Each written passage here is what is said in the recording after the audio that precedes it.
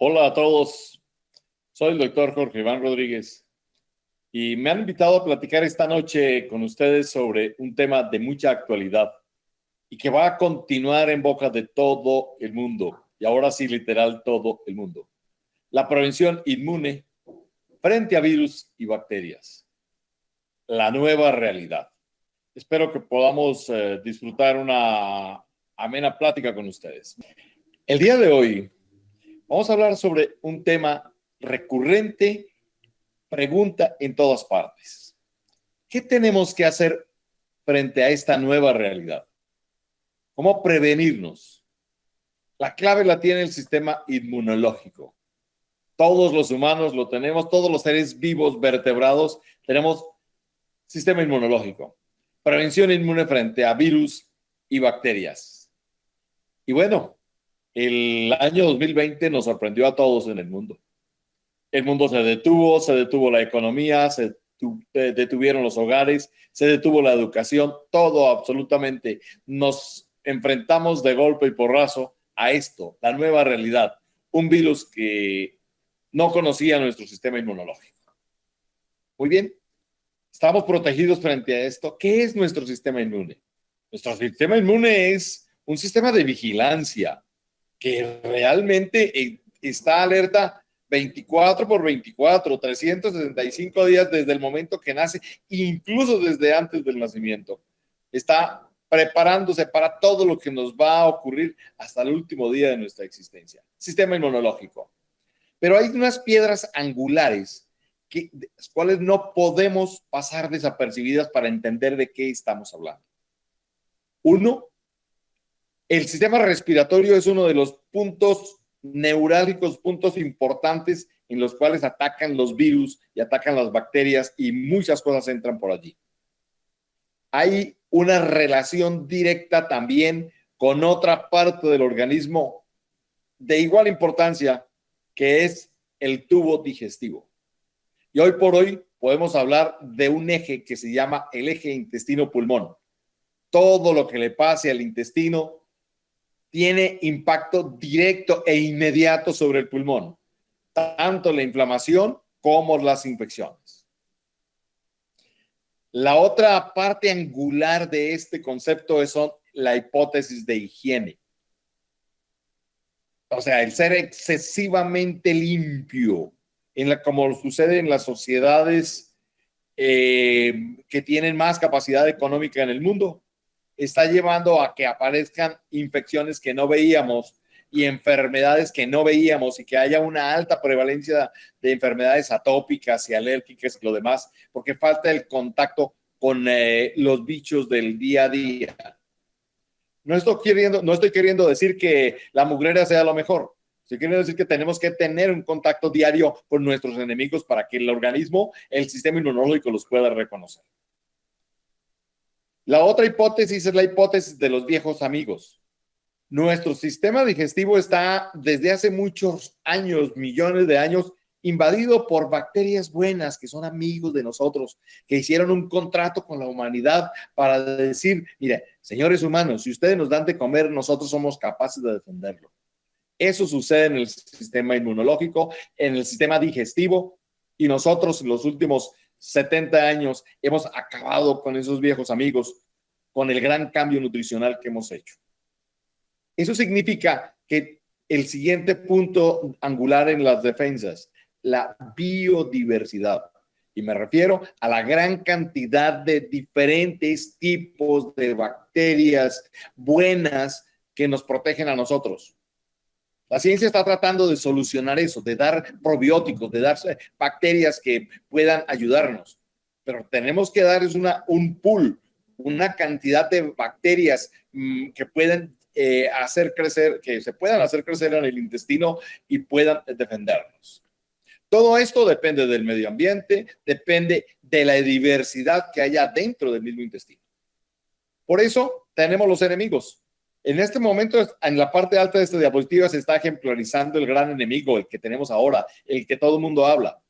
Ese es el virus del SARS-CoV-2 o COVID-19. Pero ahí pudiésemos poner cualquiera otro, los hongos, las bacterias, etcétera, etcétera.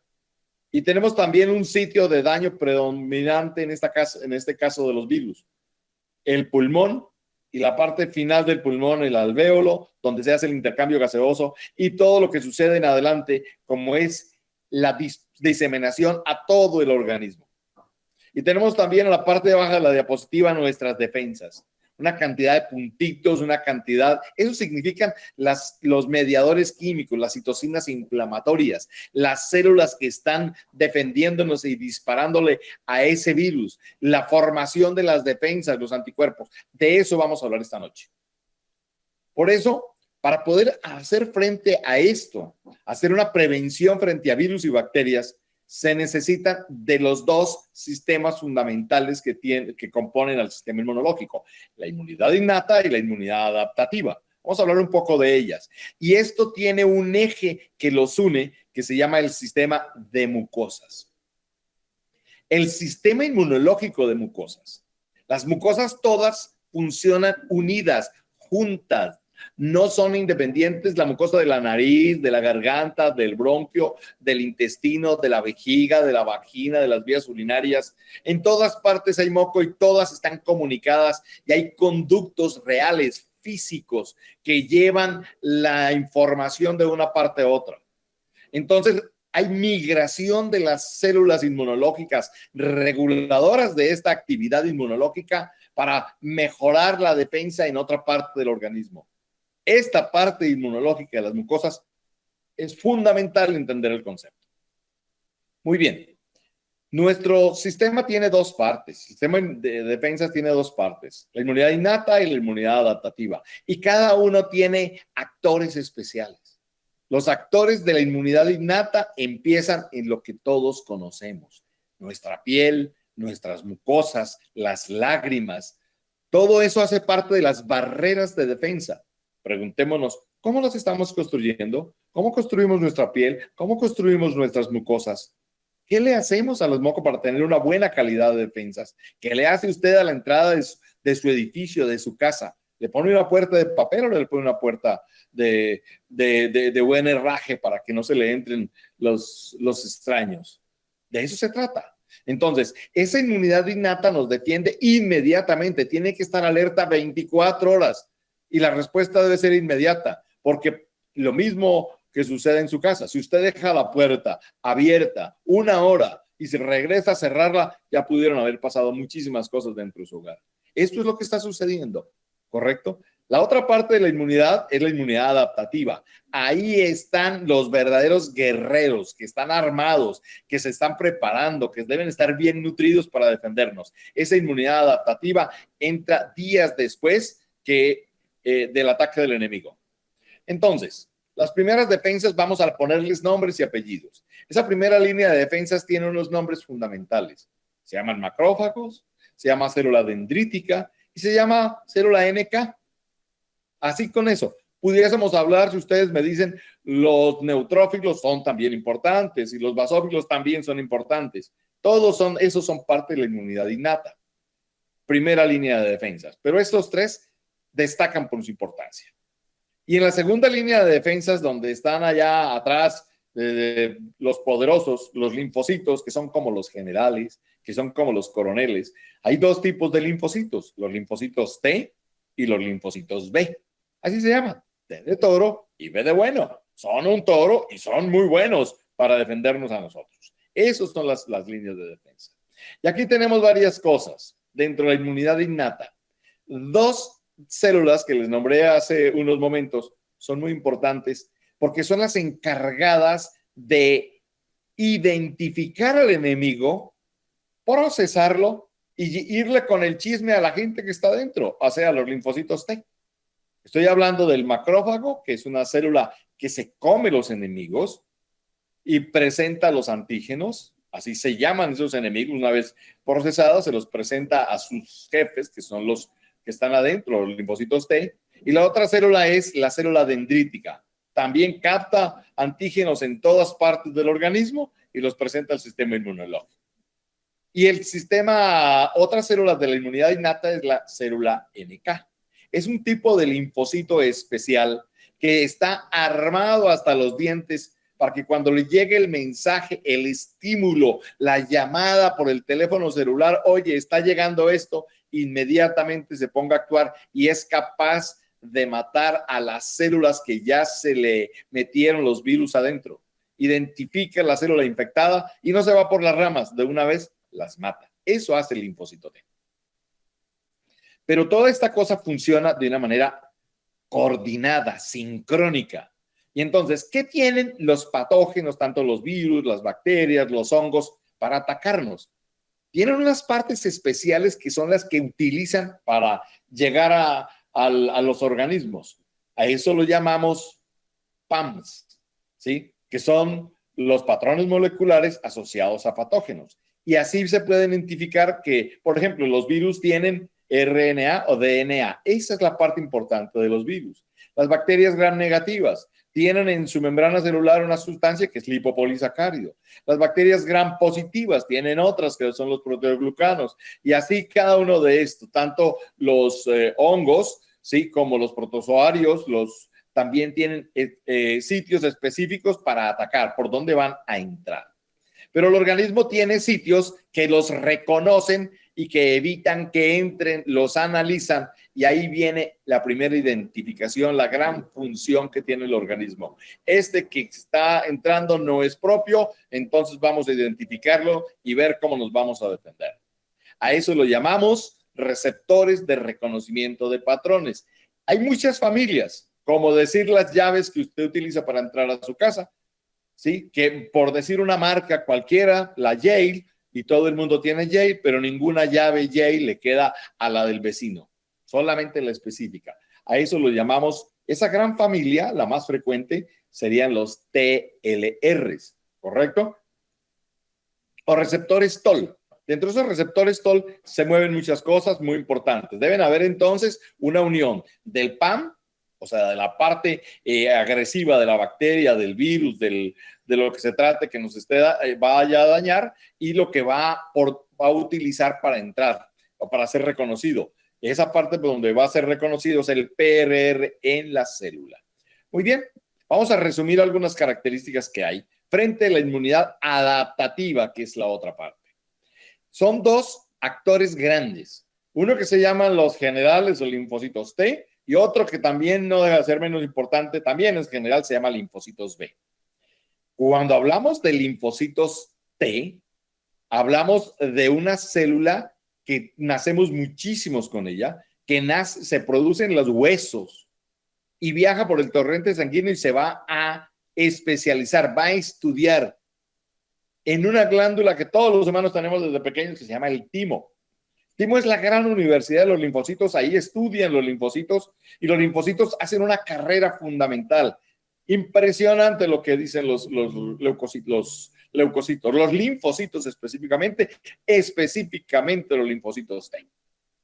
Y ahí algunos estudian para una cosa, otros para otra, como ir a la universidad e ir a estudiar diferentes nombres de las carreras. O de medicina, los ortopedistas, los ginecólogos, urólogos, etcétera, etcétera. Pues bien, los linfocitos T tienen que pasar varios exámenes en el timo. Tienen que ser unos generales bien graduados y bien especializados en defendernos. Y una cosa que le aprendí al doctor Julio Granados es este tip muy importante. El timo, para poder graduar a los linfocitos T ya maduros, que salgan a circulación y que puedan defendernos, les hace un examen final. Y ese examen final tiene una sola pregunta. Si el linfocito T no contesta esa pregunta, se muere dentro del timo y no sale porque no sirve para defendernos. La gran pregunta que les hace el linfocito T es, a ver, señor linfocito T, ¿cuál es la función más importante que usted tiene? Y la función más importante del linfocito T es reconocer lo que es propio del cuerpo y lo que no es propio del cuerpo. Si no contesta eso, y eso se traduce en que el linfocito T tiene que presentar un receptor específico para una sola cosa. Y los otros receptores que tiene, las otras entradas, las otras funciones, le van a servir para identificar muchas otras funciones, muchas otras cosas. Esto es lo que hay. Ahora, este es un linfocito T. Es una respuesta específica y tiene diferentes nombres de acuerdo a la función que salga. Algunos los llamaremos linfocito TCD4 o ayudador, otros son CD8 o citotóxicos porque van a identificar virus y los van a matar, específicamente virus. Otros son T reguladores porque impiden de que haya más crecimiento del uno o del otro, etcétera, etcétera. Y con respecto a los linfocitos B, son unos linfocitos que producen lo que todo el mundo está hablando. Los anticuerpos, producen defensa de anticuerpos. Estos linfocitos son tan importantes porque una vez que les llega el mensaje, tiene que producir este anticuerpo, se ponen a chambear, trabajan muchas horas seguidas e inmediatamente producen gran cantidad, millones de anticuerpos que están circulando permanentemente por el organismo. Son grandes guerreros para identificar, llevan la información para identificar un enemigo en especial. ¿Correcto? Bueno. Esos son los linfocitos B. ¿Y dónde se integra todo este sistema? ¿Cómo empieza a desencadenarse la respuesta? Lo que ustedes están viendo en esta diapositiva es un diagrama, una caricatura, ¿sí? Un dibujo de lo que sucede en el intestino. Dice la primera palabra arriba, la microbiota. Eso significa las bacterias buenas, los viejos amigos. Y ahí están llegando los PAMs, se identifican los PAMs, o sea, la parte importante que tienen todos nuestros enemigos. Y aquí hay un concepto que no quiero dejar pasar desapercibido, es que ¿qué sucede si uno le da también PAMs a los pacientes antes de que tengan una infección? Les dejo la pregunta porque vamos a ver si la podemos contestar. De hecho, lo vamos a hacer al final de esta presentación. Suceden muchas cosas. Si ustedes ven ahí un diagrama de una estrella en café que está como sacando una punta. Ese es un bracito, es una célula dendrítica. Identificando los PAMs, se los fagocita, los introduce dentro, los analiza y enseguida hacia la parte donde está una imagen en verde que dice TH0, ahí le está presentando la información y le dice, señor TH0, tengo esta información, hay que empezar a trabajar. Y empieza a trabajar. Y él distribuye, sabe si va a ser para el TH1, para el TH2, para el T regulador, para el T17, etcétera, etcétera, etcétera. Y empieza toda la función y todas esas células que empezaron a madurar en este momento van a circular por el sistema de las mucosas, el sistema linfático de todo el organismo. Este es un resumen de lo que acabo de decir, ya no me voy a detener en esta parte. ¿Correcto? Solamente vamos a hablar un poquito de las caras que tiene el enemigo. Todos estos nombres son enemigos y todos tienen que ser reconocidos por el cuerpo. Parásitos, hongos, bacterias, virus, todos. ¿Correcto? Ahora, ¿qué hace el organismo frente a los virus para centrarnos en el tema viral que es tan importante y tan frecuente? Uno, entendámonos quién es el enemigo, conozcámoslo. ¿Qué es un virus? Y esta es una partícula que por fuera del organismo es inanimado, no es ni vivo, no está vivo, no tiene forma de reproducirse a sí mismo, necesita estar dentro de un organismo para reproducirse. Es una partícula que necesita estar dentro de las células y está compuesto de DNA o RNA. Y en las células, entonces, cuando son invadidas por un virus, la célula se convierte en una fábrica productora de nuevos virus para invadir otras células del organismo. ¿Cómo hace el virus para entrarse? Obvio, tiene que fijarse. Se tiene que entrar por la superficie de la célula y alguien, una vez que entra a la célula, penetra en el citoplasma. Hay un receptor, un TOL, de esos que dijimos, ahora rato, que lo identifica e inmediatamente se pone a chambear a ver quién fue el que entró. ¿Correcto? Muy bien, pero el virus no se queda quieto, el virus empieza a replicarse dentro del citoplasma de la célula y se aprovecha de la maquinaria que tiene la célula para reproducir las cosas. Se llama el ribosoma. Y ahí empieza el virus a hacer copias y copias de su RNA. Salen esas copias hacia la membrana celular, ¿correcto? Y se liberan. Otra vez, y cada partícula viral es una partícula de virus que va a infectar más y más células. Y esto es un proceso supremamente rápido, sucede en horas nada más. Ahora, ¿cuáles son los virus más frecuentes que atacan a los humanos? Específicamente en el aparato respiratorio. Y el campeonato se lo lleva el rinovirus. Todos hemos tenido más de una vez una gripa y seguramente el causante ha sido en primera instancia un rinovirus, 33%. Y en los niños, los niños es mucho más frecuente también el virus incisional respiratorio. Entonces, entre estos dos ya tenemos 60% más del 60% de las infecciones virales. Y hay otro virus que es el metaneumovirus, 10%. Los adenovirus, 9%. ¿Sí? Los coronavirus, lo están viendo ustedes, alrededor de un 9%. Una cantidad de virus que nos están atacando a nosotros. Y es muy posible que entren más de un virus al organismo. Se llaman coinfecciones virales. Que entre un adenovirus con un rinovirus, que entre un coronavirus con un adenovirus, que entre... Todas esas combinaciones de virus se pueden presentar. De tal manera que el mayor enemigo que tenemos son las infecciones virales. Y eso da síntomas. Da fiebre, da tos, da moco, da dificultad para respirar, da dolor de cabeza. Y de una vez nos adelantamos. El manejo de esto no es con antibióticos. Por supuesto que no. Muy bien. Ahora, ¿cómo nos defendemos? ¿De qué depende la respuesta de ese gran sistema del que estoy hablando para poder defendernos contra los virus? Y nuestros mocos en la nariz, en la garganta, en el bronquio, tienen una sustancia producida por los linfocitos B, que se llama la inmunoglobulina A dimérica o secretora, que debe de haber muchísima inmunoglobulina A dentro del moco para poder ejercer su gran función. Y la gran función de la inmunoglobulina en el moco, de la nariz, de la garganta, del bronquio, del intestino, del pulmón, de todas partes, es neutralizar los virus. Imagínense ustedes la cantidad entonces de inmunoglobulina que tenemos que tener en las mucosas. Otro detalle, ¿de qué depende la respuesta de los virus? De que nuestros tejidos, nuestro epitelio, lo que hay en la nariz, o otra vez me vuelvo a referir a la faringe, al bronquio, al intestino, a la vejiga, puedan producir ciertas sustancias importantísimas. Una de ellas se llama la beta-defensina. Y la beta-defensina es capaz de agarrar el virus que está recién entrando, impedir que se una o que se acople al sitio de la célula para entrar.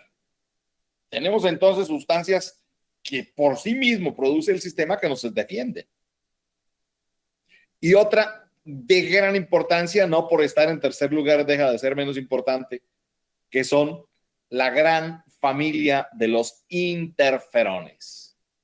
Los interferones, una vez que los virus logran entrar dentro de la célula, ahí tenemos también una defensa, se llama una defensa de interferones.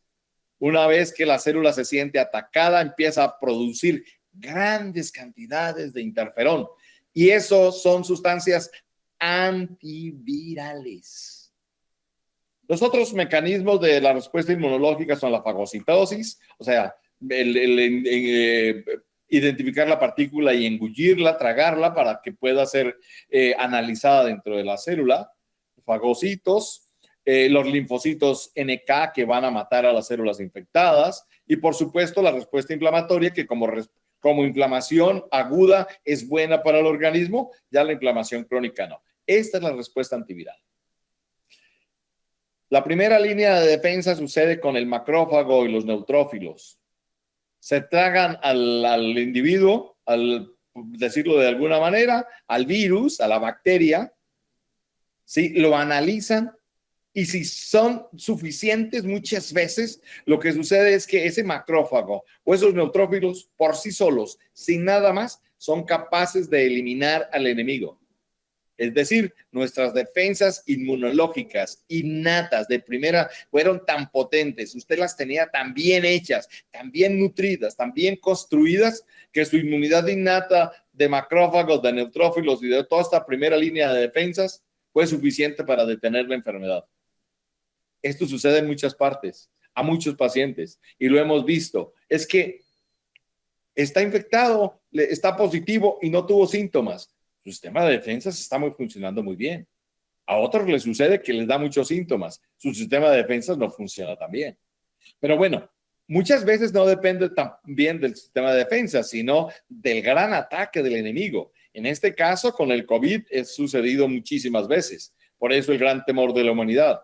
Y cuando el macrófago no puede eliminar a la bacteria o al virus, inmediatamente pide auxilio, lanza un mensaje de SOS.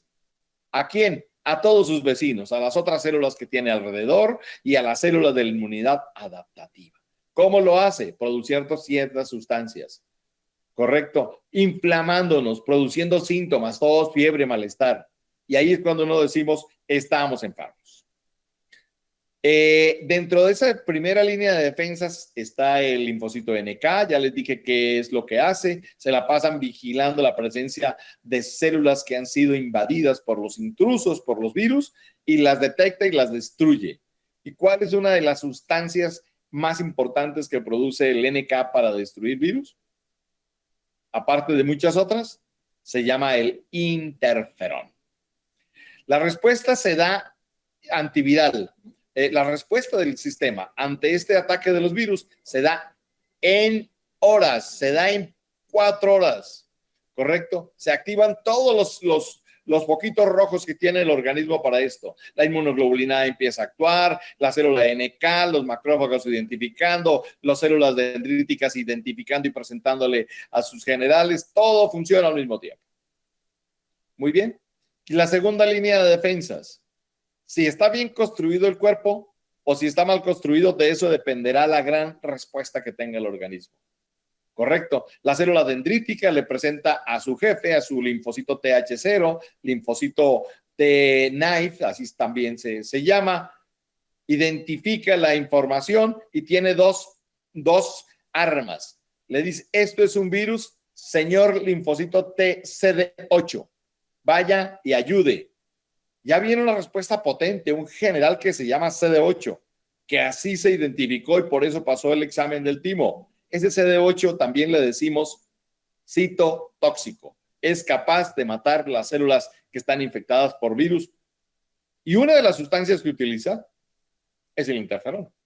Ahora, el linfocito B, una vez que también le llega la información de todo lo que le está llegando, inmediatamente se pone a trabajar a producir los anticuerpos. Inmunoglobulina M, inmunoglobulina A, inmunoglobulina G. Pero esto es lo que debe suceder en una buena evolución. Se forman anticuerpos y buena memoria. Pasan unos días, pero el paciente sobrevive sin ningún problema. Puede suceder lo contrario, que este sistema no funcione, que sus células estén desnutridas, que no tengan suficientes microelementos, ni usted está comiendo adecuadamente, que sus células no identifiquen porque están mal. Y entonces gana la batalla el enemigo y lo que tenemos ahí es una cosa que médicamente se llama la tormenta de citocinas, la falla del sistema inmunológico y, por supuesto, la muerte del individuo. ¿Correcto? Este es el resumen de lo que les acabo de platicar. El linfocito TH1, TH2, ¿correcto? En la respuesta inmunológica. El TH1 nos da una respuesta inflamatoria de tipo agudo, que es buena. El TH2 realmente es antiinflamatorio. El problema que tenemos con una respuesta de tipo TH2, que también tiene alguna acción antiviral, es que a veces es tan exagerada que es el paso de inicio para las enfermedades crónicas y a las alergias. Esta diapositiva reúne todo lo que les he dicho hasta ahora. Un virus que está entrando, que se está reproduciendo, que es identificado por la célula dendrítica o el macrófago, que es presentado al linfocito TH0, que esa misma célula dendrítica está produciendo, llamando al linfocito NK para informarle de que hay un invasor, y el linfocito NK va a producir todas estas sustancias que están aquí en estos óvalos en azul, interferones. Luego viene la respuesta de linfocitos T, y esos linfocitos T van a hacer TH1, TH2, respuesta hacia matar células virales por el CD4, y los TH2 y los linfocitos B van a producir los anticuerpos. Eso es lo que hemos dicho hasta ahora. Este es el resumen. ¿Qué esperamos cuando invade el SARS-CoV-2? Una buena respuesta, buenos anticuerpos, perdón. Y si no sucede así, viene la sepsis y la muerte. Este es el problema. La segunda parte de esto es detenernos en una sustancia muy importante y en los mecanismos que tiene el enemigo que nos está atacando. Los virus no se quedan quietos. Los virus evolucionan, tienen forma de defenderse también. Y todo lo que yo he explicado hasta ahora son las defensas del cuerpo. Bueno, ¿y el virus cómo ataca? ¿Y el virus cómo se defiende? ¿Cómo analiza? Pues bien, ya hay muchísimas cosas. Y una de las cosas que se sabe específicamente con esto, sucede con todos los virus, pero está analizado también en este virus, que es el SARS-CoV-2, el COVID-19, y es que induce la deficiencia de interferón.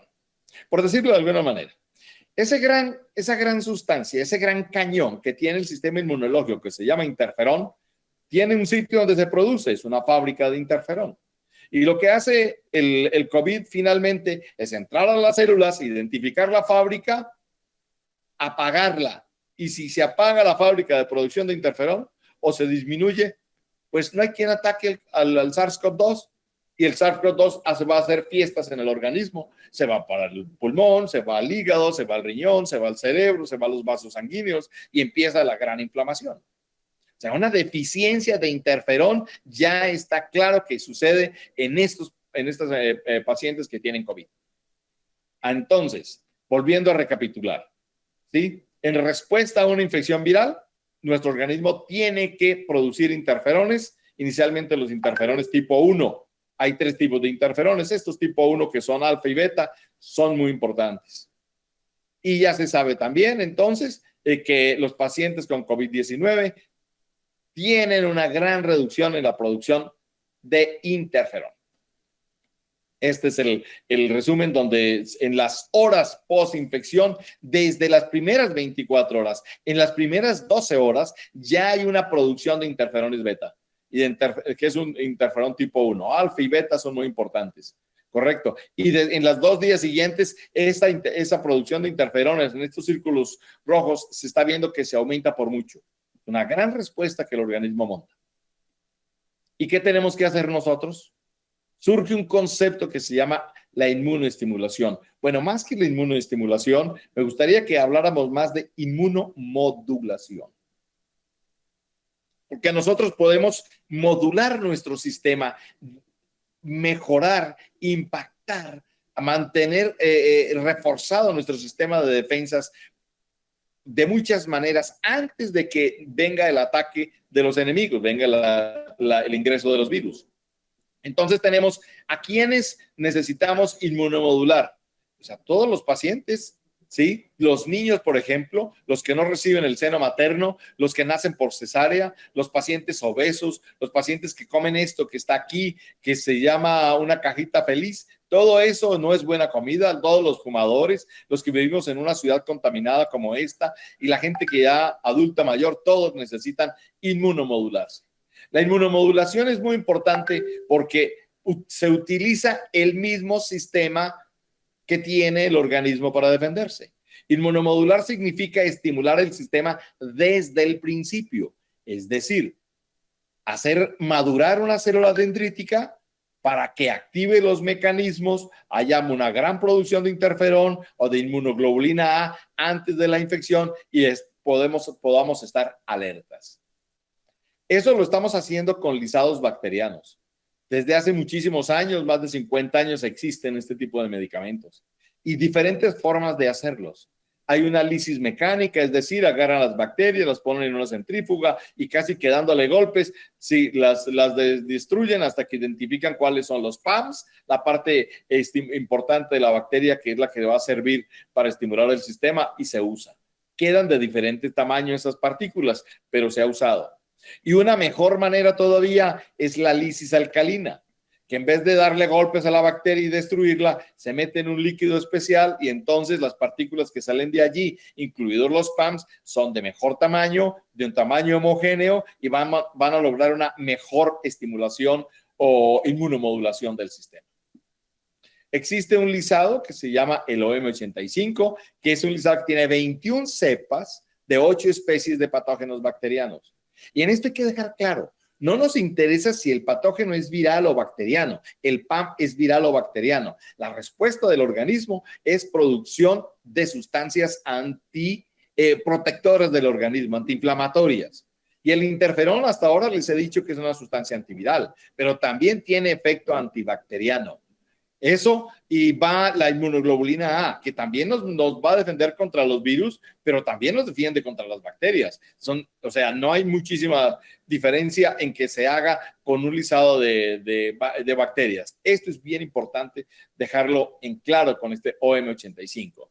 ¿Qué pretende el OM85? Madurar esta célula importante, la célula dendrítica. Ahí está el estudio donde se referencia en esta revisión que se hace de todo lo que hay publicado sobre OM85, madura las células dendríticas, pone un estado de prealerta al sistema inmunológico y mantiene el equilibrio de respuesta entre TH1 y TH2, estimulando una gran célula que es la encargada de que esto no se vaya más de un lado o más del otro.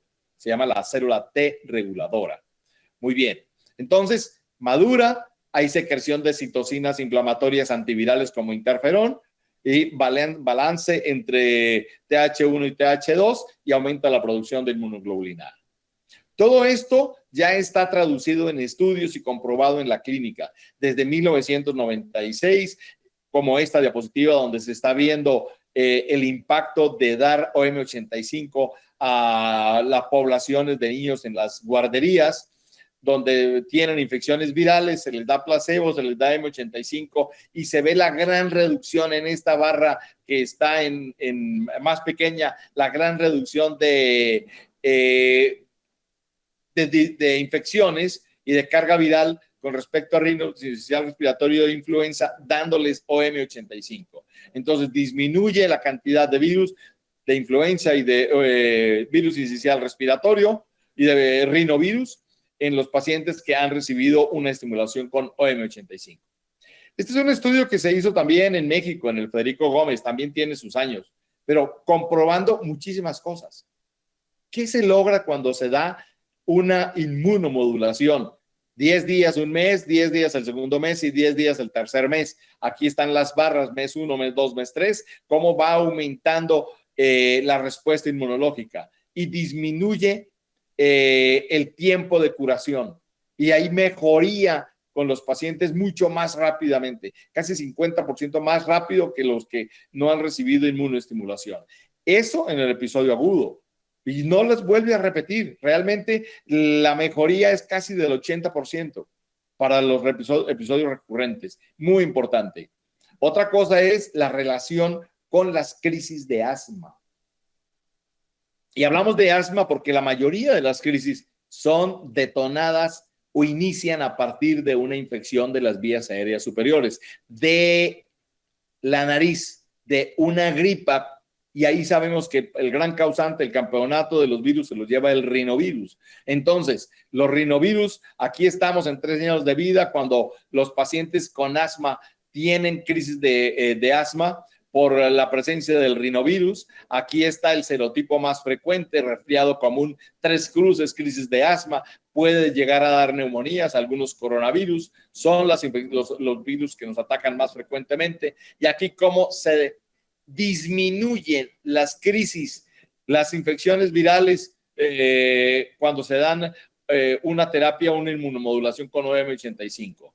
Cuando ustedes ven aquí la barra en verde claro, que dice placebo, la parte alta, ese es el tipo del número de infecciones que se presentaron, los episodios cuando los pacientes tuvieron crisis y no habían recibido la inmunomodulación de OM85, y la línea continua en verde oscuro, como casi un 38% disminuyen esas crisis en los pacientes asmáticos. Esta es una respuesta formidable y es mantenida desde los 3 meses a lo largo de todo el año, de los 3 meses a los 12 meses de edad. Aquí están las características. Muy bien.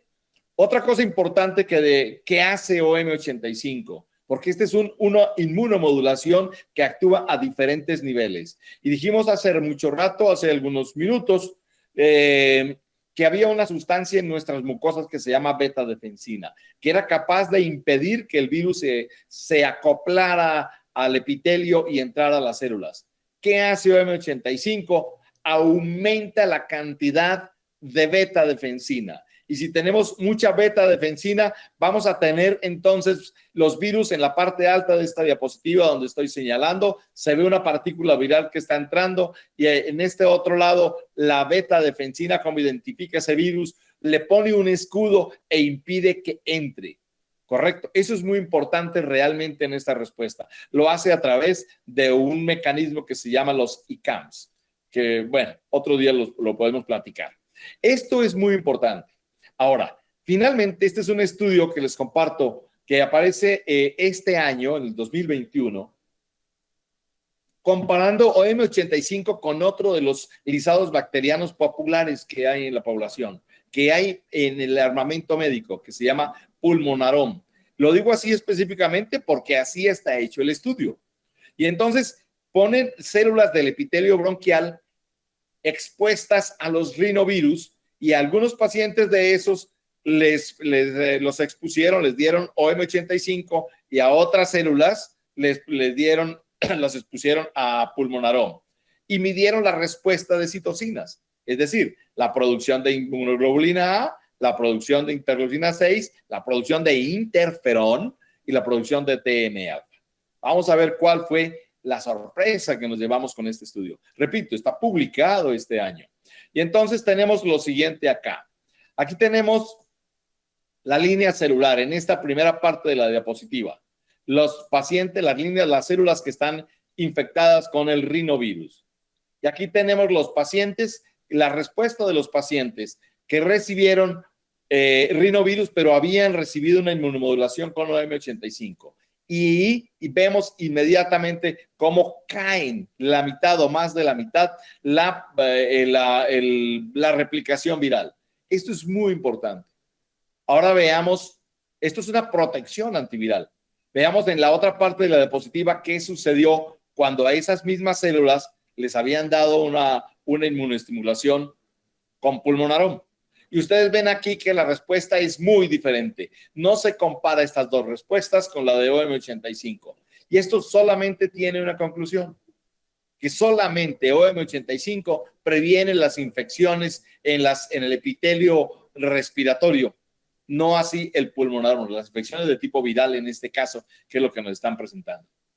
Ahora, la producción de beta-defensina, comparando si OM85 y Pulmonarom fueron capaces de producir beta-defensinas. ¿Quién las produjo y en qué cantidad? Y aquí volvemos a presentar lo mismo. Esta primera parte de la diapositiva dice beta-defensina, donde dice las diluciones de OM85 en los pacientes que estaban infectados con rinovirus, cómo se va produciendo en una dilución de 1 a 200, de 1 a 100, de 1 a 500, y donde se ve la gran producción de beta-defensina cuando están expuestos las células a OM85. ¿Y qué sucede con Pulmonarom? Con Pulmonarom sucede todo lo contrario. Está sucediendo que la respuesta en diluciones de 1 en 100, 1 en 200, 1 en 50 no es característica, no aumenta las beta-defensinas en una manera razonable. OM85 demostró ser capaz de inducir la producción de cantidades significativas de las beta-defensinas en estas células bronquiales. Esto es una respuesta muy importante. Ahora, la conclusión de esto, entonces, con respecto al interferón, que es la otra sustancia importantísima, sucede exactamente el mismo escenario. A las diferentes diluciones, OM85 en todas las diluciones, aumenta el interferón en esas células bronquiales expuestas a rinovirus y habiendo recibido OM85, y no sucede lo mismo con Pulmonarom. O sea, en todas las partes que necesitamos que el organismo esté defendido y esté poderoso, no sucede eso con Pulmonarom. Muy bien. Esto significa que nosotros tenemos una gran producción de interferón, de beta-defensina, de factor de necrosis tumoral alfa. Ya no me detengo en esa parte. Voy a finalizar con esto de la producción de la inmunoglobulina A dimérica, que debe ser dimérica, la que tenemos en las mucosas, o sea, son dos anticuerpos iguales que están enlazados para poder defendernos mejor, es la que neutralizan a los virus en las mucosas. Y tenemos pacientes, este estudio que fue publicado en el 14, por ejemplo, donde están midiendo la inmunoglobulina A aquí en esta imagen del centro, donde antes del tratamiento miden los niveles de inmunoglobulina A, después del tratamiento con M85 vuelven a medir, y en los 6 meses y 12 meses se ve el aumento de la cantidad de inmunoglobulina A, y esa respuesta permanece durante todo un año con los niveles altos de inmunoglobulina A.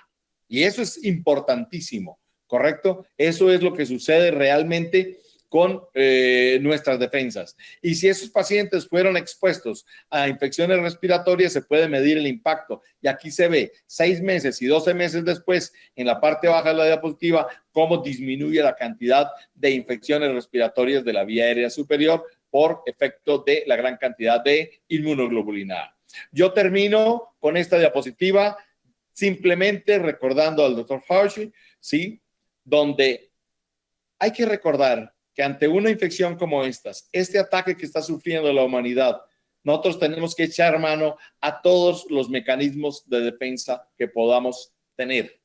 Y uno de ellos, cualquier medida profiláctica, lo dice el doctor Fauci, que reduzca la predisposición a infecciones respiratorias, debe de ser considerada.